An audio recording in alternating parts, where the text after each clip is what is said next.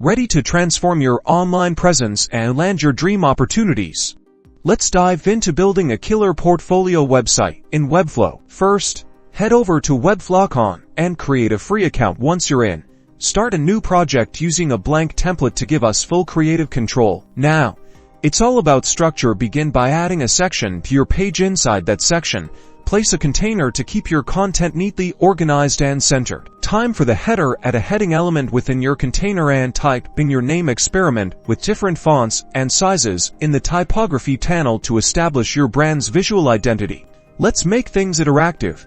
Select your header and navigate to the Interactions panel. Choose a mouse hover trigger and add a subtle scale animation to give your header a dynamic feel. Now for the core of your portfolio, your projects. Head to the CMS panel and create a new collection called Projects. Define fields like project name, description, image, and link. Back in the designer, add a collection list element to your page connected to your project's collection. Within the list item, place an image element and bind it to the image field in your CMS. To arrange your projects, select the collection list and use the grid layout option. In the Style panel, adjust the number of columns and rows to create a visually appealing display. Don't forget mobile. Switch to the mobile viewports in Webflow and adjust your layout and font sizes to ensure your portfolio looks perfect on all devices. Finally, hit that publish button and share your incredible portfolio with the world. Congratulations, you've just built a professional portfolio website in Webflow. For a full course on portfolio design,